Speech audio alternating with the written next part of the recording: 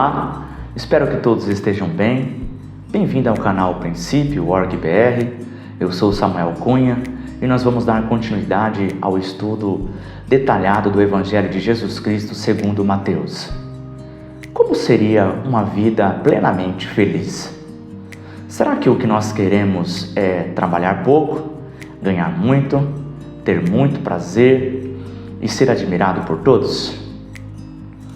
Agora, mude esta visão sob a ótica de um pai.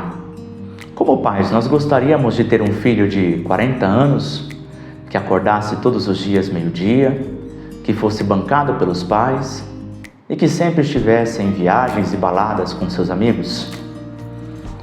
Vamos ver qual a opinião de Jesus a respeito da verdadeira felicidade.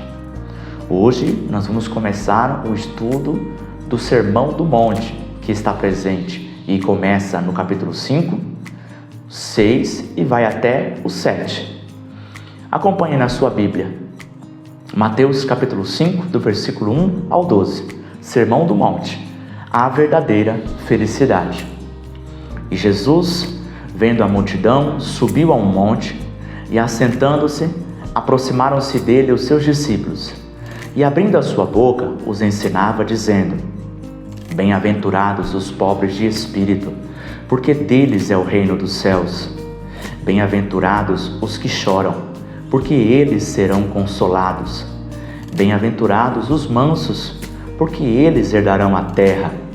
Bem-aventurados os que têm fome e sede de justiça, porque eles serão fartos. Bem-aventurados os misericordiosos, porque eles alcançarão misericórdia. Bem-aventurados os limpos de coração, porque eles verão a Deus. Bem-aventurados os pacificadores, porque eles serão chamados filhos de Deus. Bem-aventurados os que sofrem perseguição por causa da justiça, porque deles é o reino dos céus.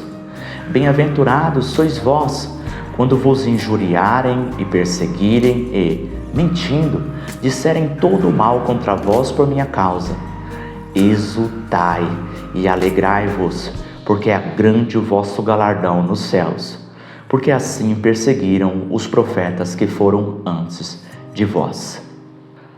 Em primeiro lugar, vamos analisar e ter uma visão geral da estrutura básica do Sermão do Monte. O Sermão do Monte tem uma organização, ele tem uma estrutura lógica. Ele começa no capítulo 5 e o primeiro assunto que Jesus ele vai tratar é a respeito da verdadeira felicidade, que é esse tema que nós vamos tratar e estudar hoje. Depois disso, ele trata sobre o verdadeiro propósito, tá? O verdadeiro propósito do ser humano. Depois, em terceiro lugar, ele vai falar sobre a verdadeira justiça, tratando do homicídio, do adultério, do divórcio, do juramento, da vingança e do ódio. 6 leis que Jesus interpreta à luz do reino de Deus e da verdade, tá? Depois disso, começando no capítulo 6, nós vemos 3 assuntos importantes: relacionamento com Deus, relacionamento próprio e relacionamento com o próximo. Então, Jesus ele trata no capítulo 6 e até o início, até o versículo 12 do capítulo 7, a respeito de relacionamentos com Deus em primeiro lugar, consigo mesmo e com o próximo. Nós vamos estudar durante esses vídeos essas questões, esses assuntos, tá? E no capítulo 7, versículo 13 em diante, ele vai tratar em como discernir a verdade, como identificar uma doutrina correta, um falso e um verdadeiro profeta, líder, né? E por fim, ele encerra falando sobre a responsabilidade de ouvir e praticar a verdade. Então essa é uma estrutura geral e lógica do Sermão do Monte, bastante organizada para nos ajudar, tá? Quando a gente começa aqui a analisar esse texto do versículo 1 ao 12, a localização deste monte, ele é incerta, tá certo? Mas muito provavelmente que esteja próximo a Cafarnaum. Então essa é uma informação curiosa, é uma informação que talvez pode ser interessante para alguém. Não sabemos exatamente, a Bíblia não diz, nem a história, exatamente onde é a localização exata deste monte, tá? Agora, nós vemos aqui uma figura interessante, uma comparação interessante, porque assim como Moisés, ele recebe a lei de Deus no Monte Sinai, Jesus também promulga a lei do reino em um monte. Essa é uma comparação muito provável que Mateus intencionalmente fez esta comparação, tá? Muito bem. Além disso, nós temos um ponto interessante, que esse discurso ele não foi dirigido apenas para os discípulos. Nós vemos aqui Jesus separando os discípulos, né? Mas no capítulo 7, versículo 28, nós vemos que a multidão termina e conclui ouvindo esse discurso. Então, os ouvintes não eram apenas os discípulos. Porque alguém pode dizer, não, o Sermão do Monte é apenas para os discípulos daquela época. Não, era para a multidão. A palavra de Deus é para nós hoje, tá certo? Agora, nós analisamos aqui o que significa a palavra bem-aventurado. Nós vemos aqui, tanto é que essa parte, em muitas bíblias, em muitos livros de estudos de comentários, chamam de beatitudes ou bem-aventuranças, né? Nós decidimos colocar a verdadeira felicidade, tá? Como o assunto e esse tópico de hoje.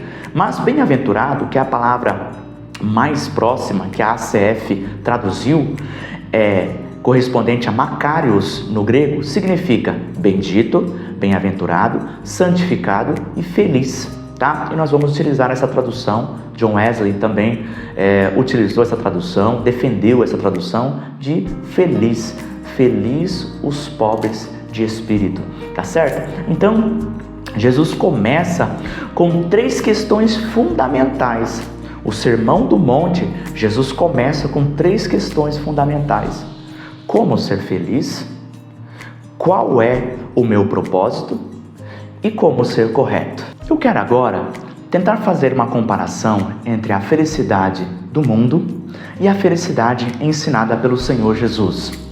Para isso, eu quero comparar a felicidade do mundo em 4 níveis, tudo bem?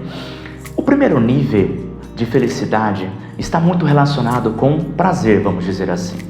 A ciência chama de dopamina. Quando nós comemos ou bebemos algo gostoso, sexo, sono, lazer e nos dias de hoje até mesmo redes sociais e drogas. Isso gera em nós uma carga de dopamina que nos dá uma sensação de prazer. Então, à luz do mundo, felicidade estaria muito relacionado a prazer. Quanto mais prazer você tiver, mais feliz você está. Será que isso é verdade? Um segundo nível, que me parece ser necessário, estaria ligado, vamos chamar assim, com prosperidade. Não adianta você ter muito prazer se você não tem um trabalho, se você não tem dinheiro e se você não tem saúde do corpo, né? Então, prazer e prosperidade. É necessário essa combinação dessas 2 coisas para você ter a felicidade do padrão do mundo. Mas ainda falta uma felicidade social, vamos chamar assim. Do que adianta eu ter prazer e prosperidade se eu não tenho com quem compartilhar? Por isso que nós precisamos encaixar nesta fórmula, nessa equação, essa felicidade social, que é ter uma boa família e amigos. Agora, em quarto lugar, talvez você possa conhecer pessoas na sua família ou nos seus amigos que têm uma vida de prazer, que têm uma vida de prosperidade, que têm uma felicidade social, vamos chamar assim, família e amigos, entretanto, sofre com depressão e ansiedade. Então, em quarto lugar, também seria necessário essa saúde mental que te livrasse da depressão. Eu fiz anotação de algumas coisas aqui: ansiedade, mágoa, culpa, baixa autoestima, medo, tristeza e não ter controle sobre a raiva. Então, essas 4 coisas, segundo o padrão do mundo, são essenciais para você ter uma vida, entre aspas, feliz. Agora, comparando com isso, como é felicidade no padrão dos ensinamentos de Jesus? Hoje nós vamos detalhar essa primeira parte do Sermão do Monte, mas em toda a Bíblia eu extraí aqui 3 versículos, 3 textos que são enfáticos, que nos mostram a visão geral do Senhor Jesus quanto à verdadeira felicidade. O primeiro se encontra no próprio Sermão do Monte, que está no versículo 33, que ele diz: Buscai primeiro o reino de Deus e a sua justiça, e todas essas coisas vos serão acrescentadas. Aqui Jesus está falando de comida, de vestes, de roupa, de dinheiro, tá certo? Então ele está dizendo, antes disso, isso é secundário. Primeiro o reino de Deus e a sua justiça. Segundo texto, mas ajuntai tesouros no céu, onde nem a traça nem a ferrugem consomem, e onde os ladrões não minam nem roubam. Então ele diz, ao invés de você passar a vida toda tendo como propósito acumular tesouros, não que ter uma reserva de emergência, nós vamos estudar isso mais a fundo quando chegar no capítulo 6, seja errado, ou você ter um dinheiro guardado, não é isso que ele está dizendo, mas você ter como propósito, isso ser o Senhor do seu coração, isso ocupar o primeiro propósito de vida, é eu acumular tesouros, tá certo? Então ele diz, a prioridade tem que ser acumular tesouros nos céus. Vamos lá, em terceiro lugar, alegrai-vos antes por estarem os vossos nomes escritos nos céus. Lucas 10, capítulo 20. Os discípulos tinham voltado e muito alegres eles estavam porque tinham expulsado os demônios, tinham curado enfermos, e Jesus fala essa palavra. A alegria número 1 de vocês é ter o nome de vocês escrito os seus nomes escritos nos céus, tá certo? Por último, separei aqui, pois que aproveita o homem ganhar o mundo inteiro se perder a sua alma? Também está em Mateus, capítulo 16, versículo 26, a parte A deste versículo. Do que adianta a pessoa ganhar, ter poder, fama, corpo bonito, riquezas, ter tudo isso que a felicidade no padrão do mundo, aqui eu acabei de dizer, esses 4 níveis, se naquele grande dia ele perder a sua alma? Então, a partir desses versículos, nós chegamos em um princípio fundamental da ideia, do conceito, do ensinamento de Jesus. Felicidade é fazer o que for permanente. O versículo 3 que diz, bem-aventurados os pobres de espírito, porque deles é o reino dos céus. Esse termo grego, pobre, expressa uma pobreza ao ponto de necessitar mendigar para a pessoa poder sobreviver. Jesus está comparando no sentido espiritual aquela pessoa que olha para dentro de si espiritualmente e diz, eu não tenho fé, eu não tenho bondade, eu não tenho amor, eu não tenho perseverança, eu não tenho nada que seja aceitável aos olhos de Deus. Então essa pessoa, ela se identifica como pobre, como um mendigo espiritual. Esta é a mensagem que Jesus está dizendo. Feliz são essas pessoas. Então, assim como a felicidade no mundo está ligada à riqueza, a felicidade no reino de Deus está ligada à pobreza espiritual. Tá certo? Muito bem. A humildade é o primeiro pré-requisito necessário para que a pessoa seja salva. Porque nós precisamos admitir sermos pecadores. Nós precisamos admitir que estamos desprovidos de bondade, de amor, e que nós precisamos de outro melhor e superior a nós. Então, o orgulho é exatamente o contrário a isso. O orgulho vai olhar para si e vai se sentir superior. O orgulho vai olhar para si mesmo espiritualmente e vai se sentir, eu sou bom, eu sou merecedor. Não sei se você talvez já ouviu uma pessoa dizer, eu não sou tão ruim, eu trabalho, não traio a minha esposa, não roubo ninguém, pago os meus impostos, mas à luz das Escrituras e dos ensinamentos de Jesus, nós somos todos pecadores. Uma criança recém-nascida, ela já é afetada pelo pecado de Adão, segundo Romanos capítulo 5. Então, nós somos todos pecadores. E se não admitirmos isso em primeiro lugar, teremos um grande obstáculo para sermos salvos por meio de Jesus Cristo. Tá certo? Muito bem. Então, isso é necessário. O orgulho diz, eu sou, eu mereço. Tá. Jesus, além disso, disse para nós seguirmos o seu exemplo. Jesus nasceu em um lugar humilde, viveu em uma família humilde, teve uma história humilde, se vestia humildemente, teve discípulos humildes, viveu em cidades humildes, teve uma vida inteira humilde. lavou os pés dos discípulos, foi batizado, são gestos de humildade. Carregou e falou de uma criança, usou uma criança para ensinar a respeito de humildade. E o maior gesto de humildade, que é a cruz e a encarnação, Deus descendo na terra, se fazendo homem, deixando de ser Deus, se fazendo homem para morrer na cruz do Calvário por mim e por você. O maior serviu. Jesus Cristo, o maior homem que esteve nesta terra, ele serviu, ele foi o mais humilde. Então ele pede para nós, como diz em Mateus 11, 29, sermos mansos e humildes de coração. Aprendei de mim, dizer. Além disso, ele repete no mínimo 10 vezes esta sentença a respeito de humildade e orgulho. Todo aquele que a si mesmo se exaltar, será humilhado. Todo aquele que a si mesmo se humilhar, será exaltado. Às vezes nós ouvimos essa expressão assim: os humilhados serão exaltados. Não, não é isso. O termo, a sentença diz: aquele que a si mesmo se humilhar. Então eu me humilho. A escolha e a decisão é minha de se rebaixar, de ser inferior para poder servir o outro. Tá certo? Muito bem. A felicidade da humildade está em ganhar o reino de Deus hoje, no coração e para sempre no céu. Bem-aventurado os pobres de espírito, porque deles é o reino dos céus.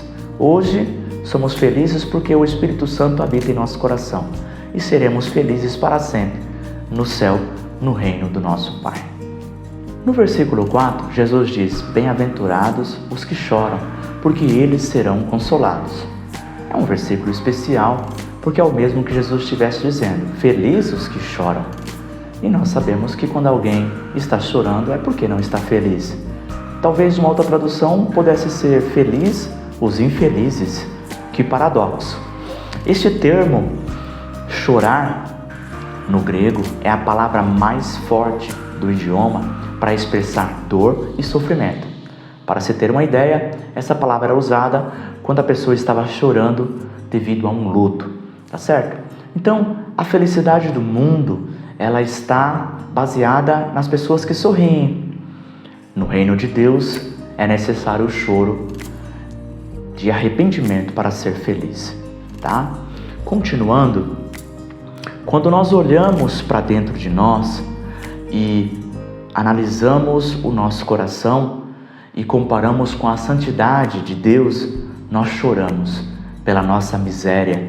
Então, essa é uma verdade que acontece espiritualmente. Nós olhamos, quando a palavra nos confronta e olhamos para nós espiritualmente, nós choramos arrependidos, tá certo? Muito bem. O arrependimento verdadeiro irá chorar pelo pecado e se converter.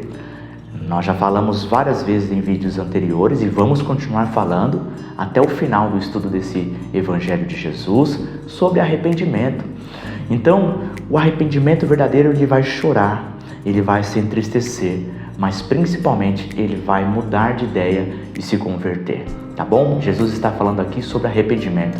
Não é um choro de lágrima, de olho natural, não é um choro natural. Ele está transmitindo uma figura de linguagem para expressar o arrependimento verdadeiro, tá? Paulo, a respeito desse assunto, disse: porque a tristeza, segundo Deus, opera arrependimento para a salvação, da qual ninguém se arrepende, mas a tristeza do mundo opera a morte. 2 Coríntios 7:10. Então, você precisa decidir: sorrir e saborear o pecado hoje vai te fazer chorar no inferno no futuro. Agora, se você chorar e se converter do pecado hoje, vai te fazer sorrir no céu. Eu e você precisamos tomar essa decisão todos os dias. A felicidade ao chorar pelo arrependimento está em sempre encontrar por perto os braços do Pai para nos abraçar. Feliz realmente os que choram arrependidos. O versículo 5, Jesus diz: bem-aventurados os mansos, porque eles herdarão a terra. O dicionário Vini nos dá um significado desta palavra manso no grego. Significa gentil, moderado, submisso, manso. Esse dicionário também informa que mansidão é uma entretecida graça da alma, não indicando fraqueza, mas uma força controlada. Nessa mesma linha de pensamento, Risby nos deixou um curioso detalhe. O adjetivo manso era usado pelos gregos para descrever um cavalo domado e se refere ao poder sob controle. Então, nós não podemos cair no erro de imaginar que mansidão é uma fraqueza ou ser bobo. Não, mansidão é uma força, é um poder sob controle. Isso tem muita relação com o fruto do Espírito Santo, que está em Gálatas 5, que é o autocontrole, o domínio próprio, tá certo? Então, se no mundo feliz é aqueles que têm poder e autoridade, no reino de Deus, felizes serão os submissos e os que servem, tá? Esse paralelo é importante que Jesus está fazendo. Então, de modo prático, mansidão é se submeter à vontade de Deus, não resistir à vontade de Deus, mas se sujeitar a ela, ouvir a palavra e ser orientado, ser direcionado por ela, tá? Pela vontade de Deus. Por isso que nós vemos que o manso, ele herda a terra. Se ele herda em uma herança, nos nossos dias mesmo, no mundo, uma herança, você não trabalha por ela, você simplesmente recebe. Então por isso que os mansos herdam, eles não conquistam nada. Outro conquistou por ele, tá certo? Então ele não precisa da força, não precisa do poder. Controla a sua força, controla o seu poder, se submete à vontade de Deus, que você receberá gratuitamente essa herança, tá certo? Então essa comparação é importante. Por que os mansos são felizes? Eles são felizes porque eles são herdeiros e o pai deles é dono de tudo. Deus é dono e Senhor da terra e dos céus, porque teu o reino, o poder e a glória para sempre, diz a palavra. Os mansos são felizes porque o seu pai é dono de tudo e eles são herdeiros de tudo. No versículo 6, Jesus diz que bem-aventurados os que têm fome e sede de justiça, porque eles serão fartos. Esse termo grego, justiça, significa o caráter ou qualidade de ser reto ou justo. Então, é querer fazer a coisa certa, vamos dizer assim, tá? Então, a felicidade do mundo está relacionada a comer e beber o de melhor. É importante esse paralelo. E no reino de Deus, a felicidade está em ter fome e sede de justiça, pois nós carecemos de justiça. Quando nós olhamos para dentro de nós, nós vemos que não temos justiça nenhuma. A Bíblia mesmo diz que não há um justo na terra, nenhum sequer, tá certo? Então, os recém-nascidos, nós vemos esse processo nas bem-aventuranças, nesse trecho, a verdadeira felicidade, que a pessoa se converteu e nesse momento ela é um recém-nascido. Os recém-nascidos choram e têm fome. Então, Jesus está falando de pessoas que querem ardentemente fazer as coisas certas perante Deus e perante os homens. E eles serão fartos por quê? Porque eles serão fartos perante Deus, porque eles fazem as coisas certas perante Deus, porque Deus os satisfaz com a justiça em Cristo. Essa justiça não é dele. Eles são fartos através da obra redentora de Jesus Cristo. E eles também fazem o que é correto perante os homens pela transformação diária do Espírito Santo. Então, essa santificação diária que é realizada por meio da habitação do Espírito Santo em nosso coração faz com que nós sejamos corretos perante os homens. Somos corretos perante Deus pela obra de Jesus e perante os homens pela obra do Espírito Santo, tá certo? Então, tem fome e sede de justiça, ele é plenamente satisfeito pelo próprio Deus, tá certo? Isso não vem de nós. Eu cito agora dois versículos que Jesus está em João, ele fala um pouco ilustrando isso também. E Jesus lhes disse: eu sou o pão da vida, aquele que vem a mim não terá fome, e quem crê em mim nunca terá sede. Isso está em João capítulo 6, versículo 35. Um outro texto também que está relacionado a esse assunto, ele diz: se alguém tem sede, venha a mim e beba. Quem crê em mim, como diz a Escritura, rios de água viva correrão do seu ventre. E isso, disse ele, do Espírito que haviam de receber os que nele crescem. Então aqui Jesus fala dele mesmo como o pão que desceu do céu, que é representado no Antigo Testamento como o maná, tá certo? Um pão que sacia a fome, e também usa a ilustração da água, como utilizando a figura do Espírito Santo. Então, tanto Jesus como o Espírito Santo, eles trazem essa justiça para nós.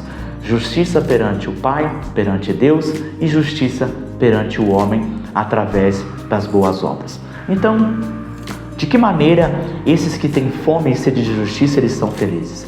Eles são felizes porque eles jamais terão fome, porque eles jamais terão sede.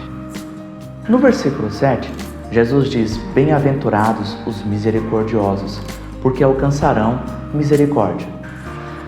Esta palavra misericórdia, ela é a combinação de perdão e bondade. Vemos isso quando nós analisamos a parábola do credor incompassivo, em Mateus 18, e da parábola do bom samaritano, em Lucas 10. Nessas duas parábolas nós vemos uma referência da palavra misericórdia. Então, perdão e bondade.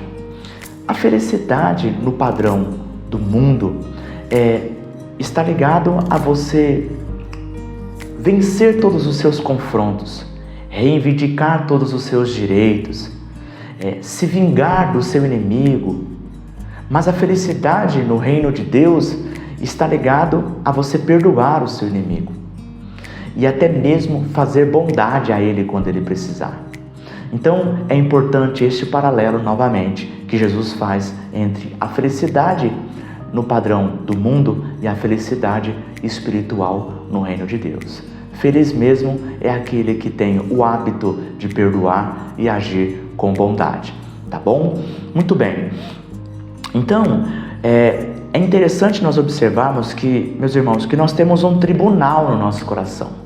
Nós temos um tribunal no nosso coração, e esse tribunal, ele foi manchado pelo orgulho, ele é afetado pelo orgulho, de maneira que nós temos o hábito, a nossa natureza tem o hábito de julgar o próximo com muita severidade e julgar a nós mesmos com bastante tolerância. Então nós temos que tomar bastante cuidado com isso. É um dos ensinamentos, nós vamos falar bastante a respeito disso, principalmente quando Jesus fala: não julgueis para que não sejais julgados, tá certo? Mas, de antemão, nós podemos antecipar. Nós temos um tribunal no nosso coração, e esse tribunal tem o hábito de sempre julgar o próximo com severidade e julgar a nós mesmos com bastante paciência e tolerância, tá bom? Nós merecíamos o inferno, e Deus usou de misericórdia nos dando o céu. Se nós fomos perdoados de uma dívida impagável, o que nos impede de perdoar ofensas tão pequenas e minúsculas comparado às nossas próprias dívidas? Que Deus nos perdoou, o que nos impede de perdoar o nosso próximo quando nos ofendem de pequenas ofensas, tá certo? Quando nós comparamos a nossa dívida impagável, o nosso pecado, comparado com o que o nosso irmão comete contra nós, é uma comparação enorme, gigante, com algo minúsculo e pequeno, tá certo? A falta de perdão te impede de ser perdoado por Deus. Esse é um princípio que nós vamos repetir isso bastante no Evangelho, tá bom? Nesse estudo, a falta de perdão te impede de ser perdoado por Deus. Então, por que os misericordiosos eles são felizes? Eles são felizes porque eles vão experimentar o perdão de Deus e também experimentar a bondade de Deus que dura para sempre. No versículo 8, Jesus diz: bem-aventurados os limpos de coração, porque eles verão a Deus. Sobre isso, o comentário Beacon fez uma citação interessante que eu gostaria de falar para você. Aqui está um traço de caráter que só o Espírito de Deus pode produzir. Isto é santificação. A pureza de coração é a finalidade e a soma das beatitudes anteriores. O que ele está dizendo? Ele está dizendo que de todas essas bem-aventuranças que nós estamos estudando, pobre de espírito, os que choram, os mansos, fome e sede de justiça e misericordiosos, o propósito deles era chegar aqui limpos de coração. Também há o propósito da salvação em Cristo Jesus.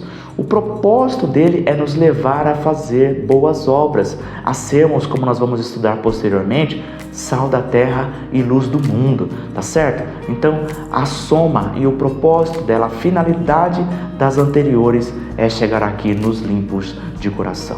Muito bem, qual é a felicidade do mundo? A felicidade do mundo é ser admirado pela beleza do corpo, pelas roupas de luxo, pelo rosto com maquiagem. Essa é a felicidade do mundo, ser admirado, ser visto no reino de Deus. Feliz mesmo é ter o amor no coração, aonde as pessoas não podem ver. Só Deus pode contemplar o coração. Jesus está dizendo isso, que feliz mesmo são os limpos de coração, porque eles verão a Deus. Então, no reino de Deus, amor no coração é sinal de felicidade, tá bom? Muito bem. Então, mas é importante nós citarmos que um princípio da Bíblia é que todos os corações são sujos e corruptos por natureza, tá? Vários textos da Bíblia vão mostrar isso, nós estamos repetindo isso aqui também. Todos os corações são sujos e corruptos.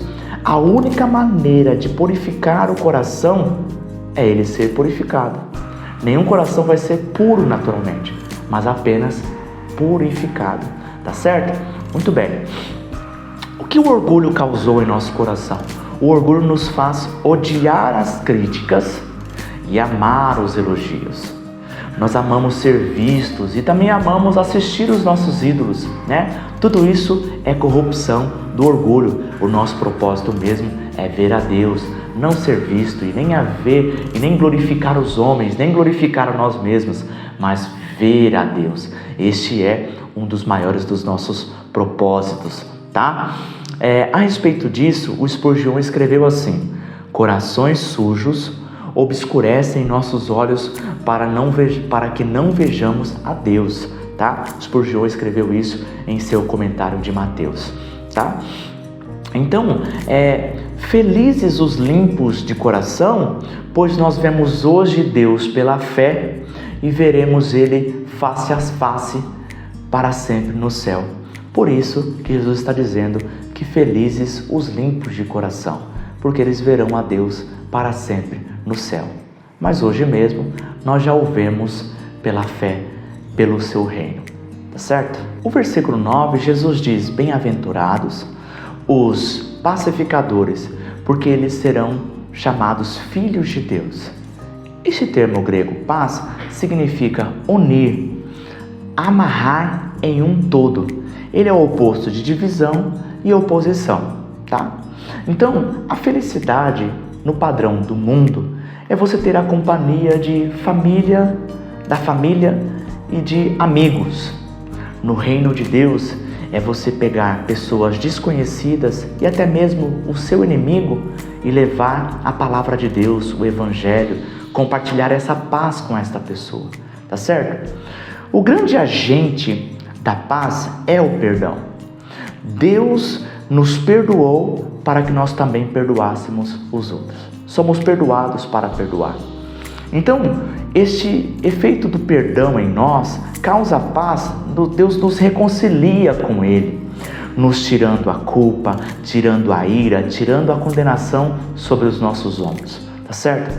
De igual modo, nós levamos a paz ao outro, perdoando também as ofensas do outro, compartilhando o evangelho com os ofensores nossos, né? Os nossos, vamos dizer assim, inimigos, tá certo? E nos liberta da mágoa. Isso nós perdoando o outro nos liberta da mágoa, como nós vamos ver em vídeos posteriores, tá?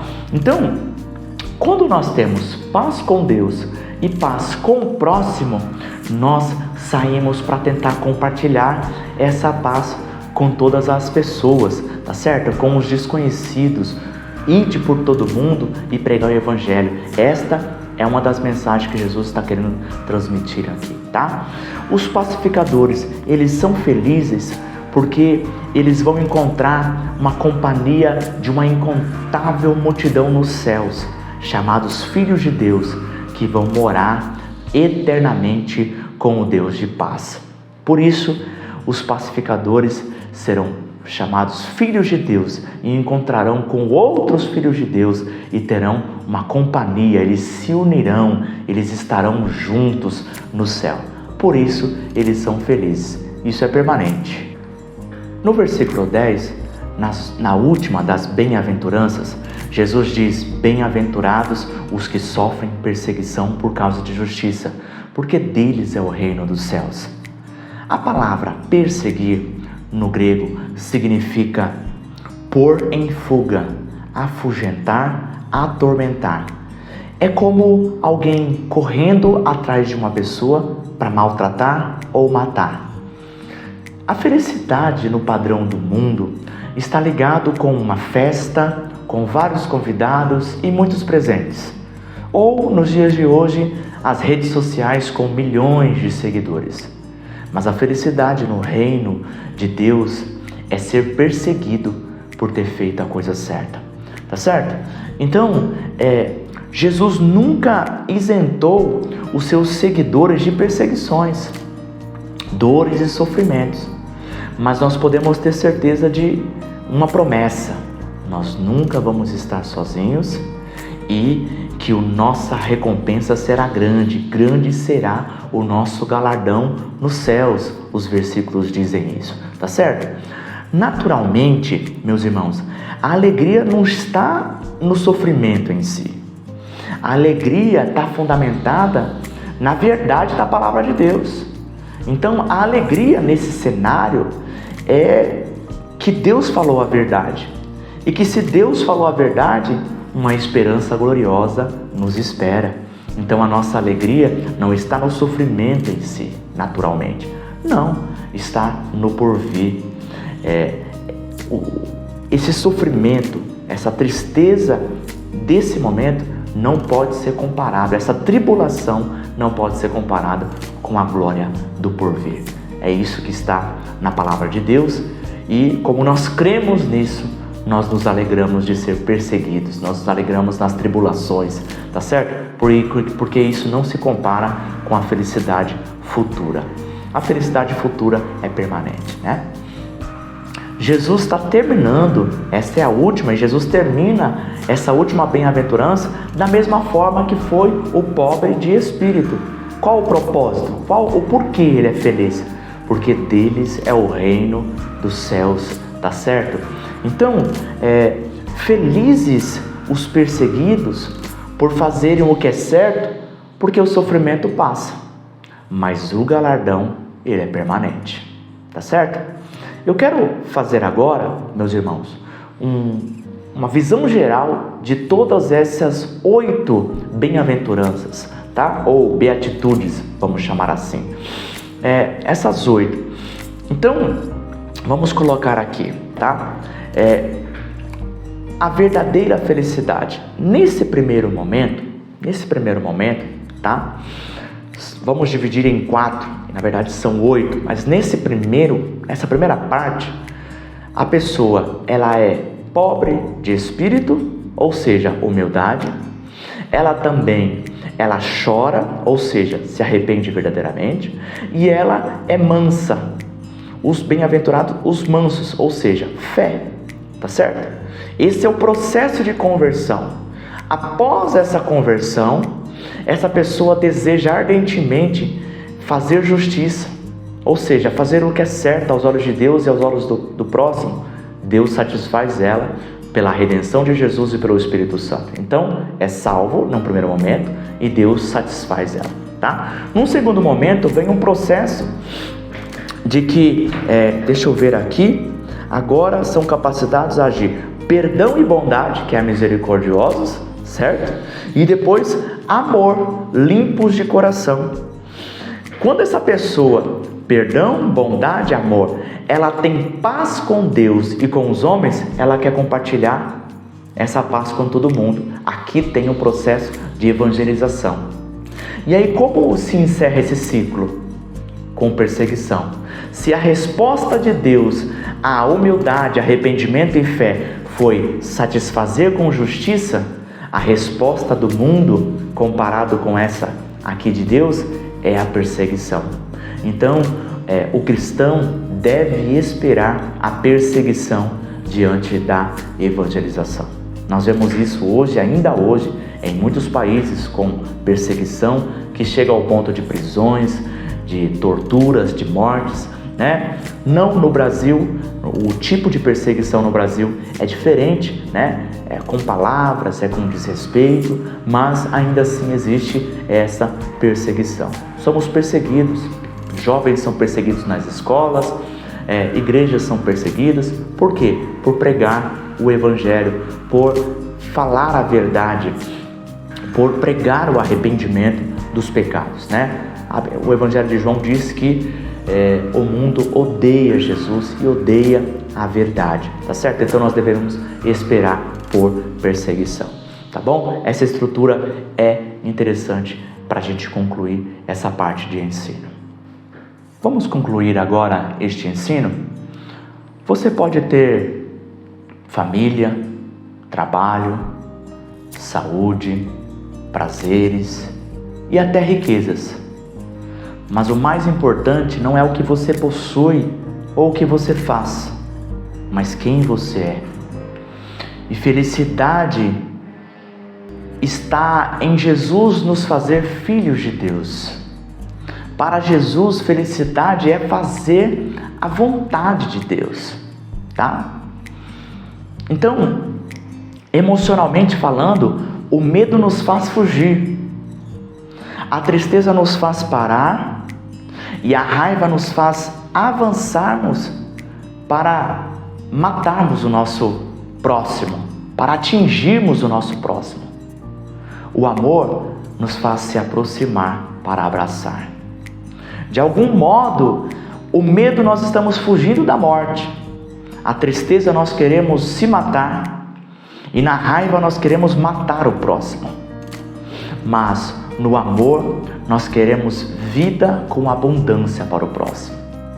E aí está a felicidade, tá certo? Então, felicidade é ser salvo em Cristo Jesus, porque só desta forma nós vamos ter um coração transformado pela habitação do Espírito Santo e ser capaz de fazer uma boa obra que seja se sujeitando à vontade de Deus, que é boa, agradável e perfeita, a vontade do nosso Pai amoroso, tá certo?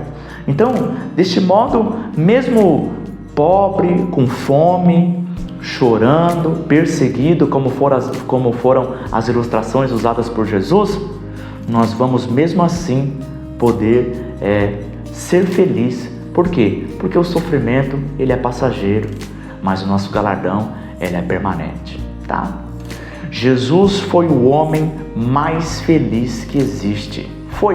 É o homem mais feliz que existe. E foi perseguido e morto injustamente. No Getsêmani e na cruz, ele sentiu a tristeza mais profunda de toda a eternidade.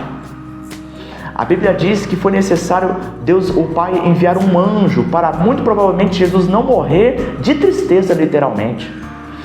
Ele foi enviado um anjo, ele suou gotas de sangue, o suor se transformou em grandes gotas de sangue. Então Jesus estava prestes a morrer de tristeza. O Pai enviou um anjo para que isso não acontecesse, porque era necessário que Jesus morresse na cruz para salvar a mim e a você. Mesmo ele sendo, segundo este conceito de Deus, o homem mais feliz que pisou nesta terra, ele passou pela maior tristeza de todas. Isso por mim e por você, para que hoje nós não tivéssemos que passar por isso, mas acessássemos a maior felicidade do mundo, que é sermos filhos de Deus, que é herdarmos moradas eternas, que é termos uma esperança de glória eterna. Isso sim é permanente. Ser salvo em Jesus é permanente. Ser habitado pelo Espírito Santo é permanente. Evangelizar é permanente. Ter o coração limpo, ter obras de amor, agir com bondade, perdoar, isso sim é permanente, isso sim é a verdadeira felicidade, tá bom? Eu concluo assim: a família, os amigos, a saúde, a prosperidade e o prazer são muito bons, mas eles vão passar. Você tem gastado a sua vida com práticas passageiras ou permanentes? Faça essa reflexão, examine a sua vida hoje mesmo e faça essa reflexão você mesmo. Deus possa abençoar as nossas vidas, em nome de Jesus.